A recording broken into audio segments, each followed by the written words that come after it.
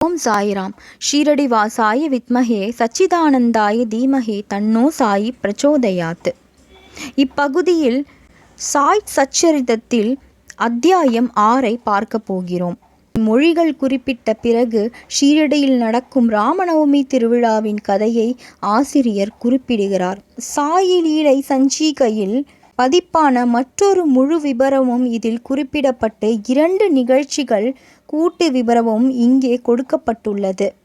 இவை சாயி லீலா சஞ்சி வெளிவந்த வருடம் 1925 மற்றும் அந்த 2 நிகழ்ச்சிகள் கூறப்பட்டிருப்பது பக்கம் 197 ஆகும்.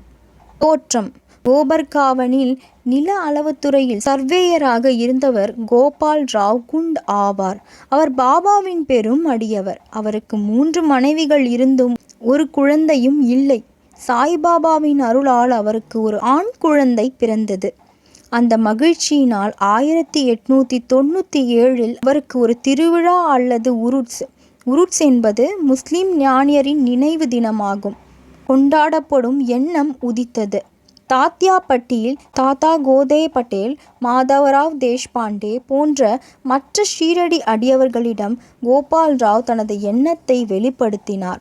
அவர்கள் எல்லோரும் இந்த யோசனைக்கு உடன்பட்டு சாய்பாபாவின் அனுமதியையும் ஆசையையும் பெற்றனர். இவ்விழாவை கொண்டாடுவதற்கு கலெக்டரின் அனுமதி பெறுவதற்கு விண்ணப்பம் செய்யப்பட்டது. ஆனால் கிராம குல்கர்ணி, அதாவது கிராம அதிகாரி, திருவிழா நடத்துவதற்கு எதிர்ப்புடையதாக தகவல் கொடுத்ததால் அனுமதி மறுக்கப்பட்டது. ஆனால் சாய்பாபா அதை ஆசீர்வாதப்படுத்தினார். அவர்கள் மறுபடியும் முயன்று முடிவாக வெற்றி பெற்றனர். சாய்பாபாவிடம் ஆலோசித்த பிறகே உருட்ஸ் தினம் ராமநவமி அன்று இருக்கலாம் என்று தீர்மானிக்கப்பட்டது. பாபா தமது நோக்கத்தில் ஏதோ ஒரு முடிவு வைத்திருந்ததாக தோன்றியது. அதாவது ராமநவமி, உருட்ஸ் என்ற 2 திருவிழாக்கள் அல்லது பண்டிகைகளை ஒன்றிணைப்பதென்பது இந்து முஸ்லிம் ஆகிய 2 சமுதாயத்தினரையும் ஒன்றுபடுத்துவதாக ஆகும். கோலை அடைந்ததை பிற்கால நிகழ்ச்சிகள் காட்டுகின்றன. திருவிழாக்கு அனுமதி கிடைத்தது. ஆனால் மற்ற கஷ்டங்கள் முளைத்தன. ஷீரடி ஒரு கிராமம். அங்கு தண்ணீர் பஞ்சம் இருந்தது. ஷீரடியில் 2 கிணறுகள் இருந்தன.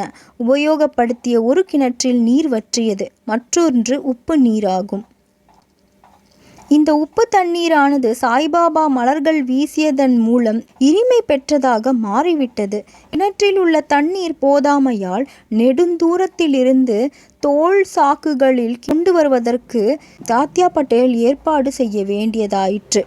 தற்காலிக கடைகள் கட்டப்பட்டு மல்யுத்த சண்டைக்கு ஏற்பாடு செய்யப்பட்டது. கோபால் ராவ் குண்டிற்கு அகமதாபாத் நகரை சார்ந்த தாமு அண்ணா காசார் என்ற ஒரு நண்பர் இருந்தார். அவர் 2 மனைவிகளை திருமணம் செய்தும் பிள்ளைகள் இல்லாத குறையால் மகிழ்ச்சியற்றவராய் இருந்தார். அவர் சாய்பாபாவினால் ஆசீர்வதிக்கப்பட்டு புதல்வர்களை அடைந்தார்.